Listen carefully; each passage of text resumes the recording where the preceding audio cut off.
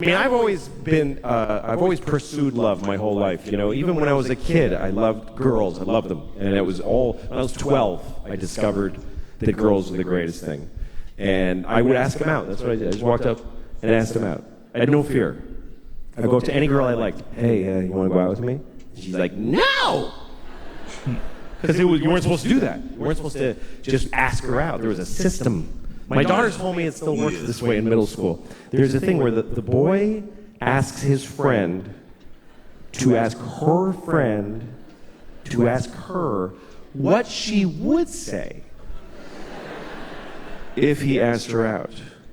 How did children just know this Elizabethan parlor thing? It's not how it worked in my school, but it is a system. 12-year-old boy, please inquire after her maiden friend. Were I to request her presence, what might be her answer? Indeed, my lady would enjoy your company, sir. That is well. May I finger her?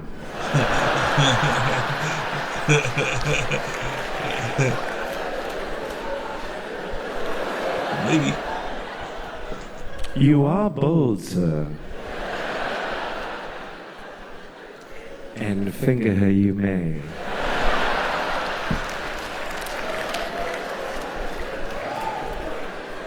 And finger her I shall. I will.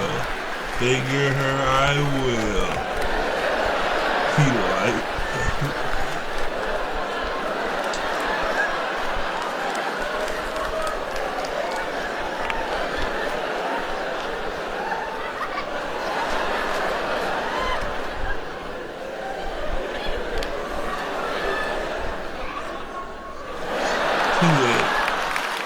Get it off me. Smell the aroma.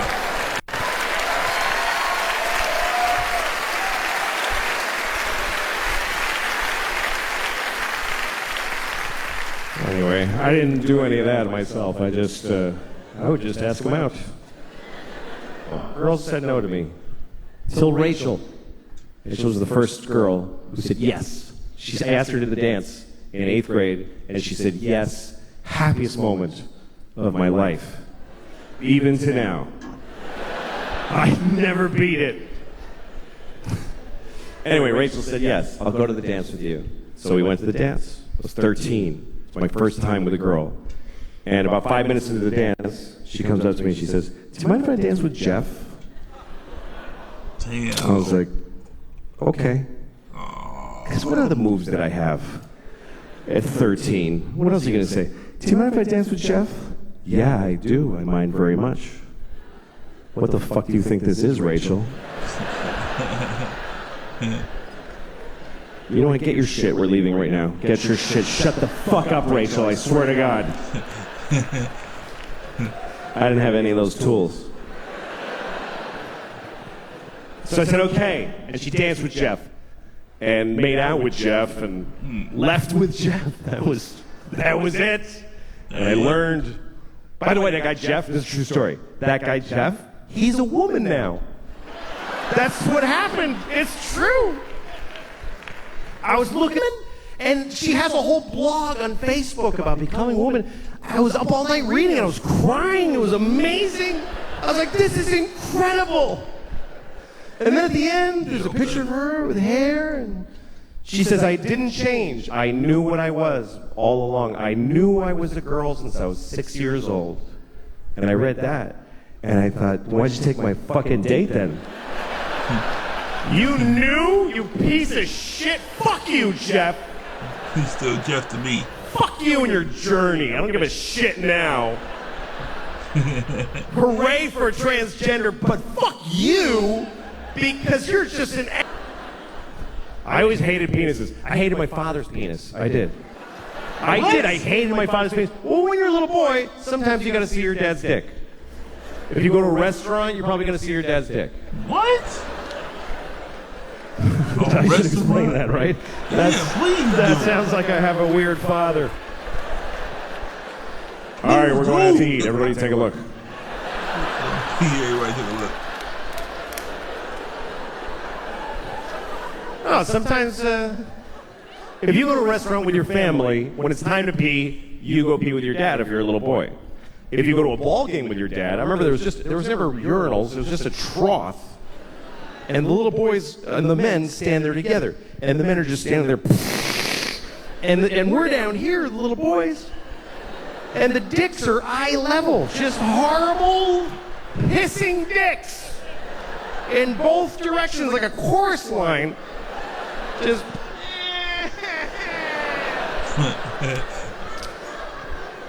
And my dad. Worst. Because my dad, first of all, my father's Mexican. It's true. My father is Mexican. I'm not. I'm not Mexican. My father is. Just because some Mexican fucked my mom for years doesn't make me a Mexican. Just makes her a whore. But anyway, my father had a Mexican, Catholic, uncut, raw, organic, local, fucking free-range Mexican dick. It was just so basic. It was like a farmer's market yam just sticking out like a tamarindo pod. And the pee would spray out of it. I'm like, Dad, open your dick before you pee out of it. I can't relate to that, bro. It's like you're pissing out of the corner of a pillowcase.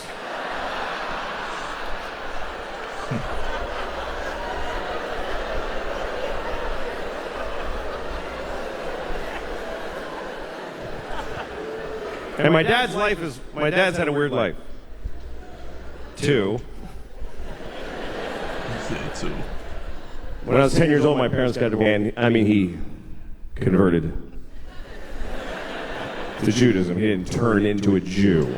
It's not like my dad was like, he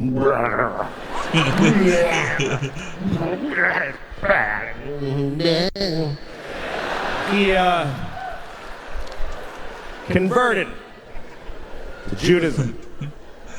And I had friends who were Jewish, and I knew that they had little clip dicks, little neat. And then I remembered my father's alligator claw of a penis. I really hate penises. That's really my problem with being gay. That's why I'm not gay. Men are fine. I'd like to have a boyfriend. That would be nice. I would.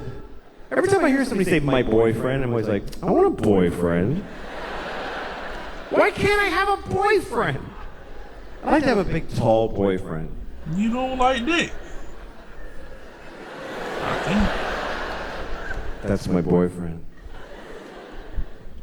I'm mad at my boyfriend. I get to wear his jacket. It's all big on me. I'm like, it's my boyfriend's jacket.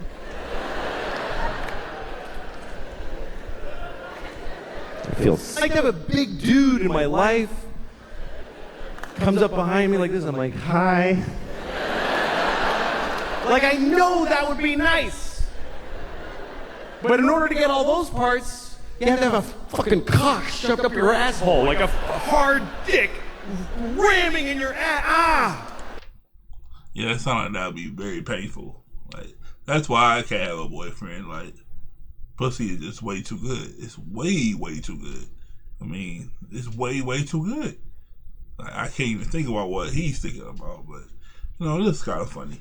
I think a lot of people, or a lot of dudes when they was kids, had some type of past with girls on how to get them, how to, you know, things like that, how to get them, how to talk to them, how to get their number. And then you always saw the guy who was just getting them all the time, and you wanted the one that he got, but you don't know how to talk to him and things like that. That's the type of problems I had.